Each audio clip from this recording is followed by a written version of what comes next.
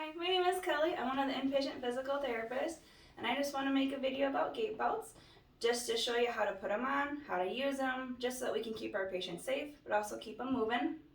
What's nice about the gait belts that we have here, we have two options. We have a pastel one, which is 60 inches, or we have a plain black one, which is 72 inches, depending on your patient. What's also nice about ours is the tag is always going to go against the person. So you don't have to worry about is the teeth first, is the plain side first, always just think tag against the person. There's a couple different ways that you can put the gait belt on. First, I'll just show you the standard way. And it's just gonna go around the rib cage. When they're sitting, it's gonna be a little bit snug, but then when they're standing, it'll be good. I like to put the extra through the loop. If you need to, you can put the whole middle piece into the back just by twisting it around. That way they can't pull on it, they can't get at it. With patients who have a lot of drains, JP drains, accordion, a chest tube, anything like that, you want to make sure that the gait belt is above everything. That way if the gait belt does slip or right up, you're not going to be pulling on any of the tubes. For that position, you're going to put it right underneath their armpits. Again, snug and loop in the extra.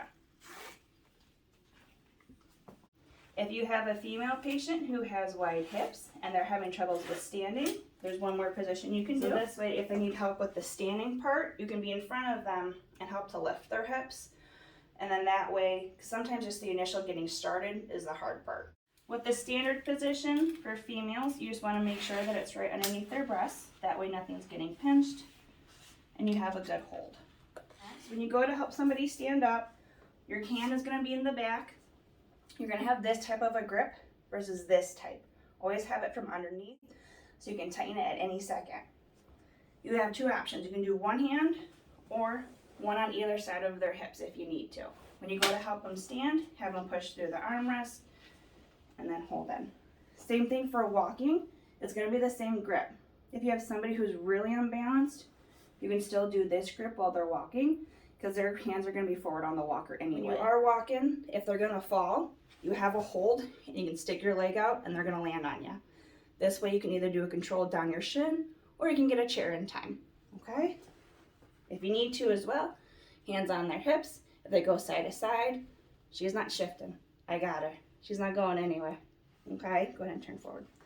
When they're walking or when they stand up, if it's too loose and you feel like you need to tighten it, you don't have to undo this whole thing. Just pull away from the teeth and it's tight for you. That way you don't have to try and tug on them or pull on them and they feel like they're losing their balance or anything like that. So when walking with patients, I have my grip, my underhand grip. When they're walking, I don't want to be directly behind them. I don't want to be out here. I don't want to have a straight elbow. I like to have their outer leg line up with my inner leg. So as they take a step, you're going to copy them. If they go down, you can slide. We just want to make sure that we're getting our patients up safely because we don't want balance issues to be a reason why patients aren't necessarily getting up, because they're the ones that need to get up more because they need to work on their balance. You're not always going to be able to prevent a fall, but you can control the fall, which for some patients that's all they need. But really it's another safety measure that we really need to be conscious of and start using a little bit more, so that way we can still get patients up but be safe about it. And if you have any questions, you can just call the therapy department and we can always come and help you.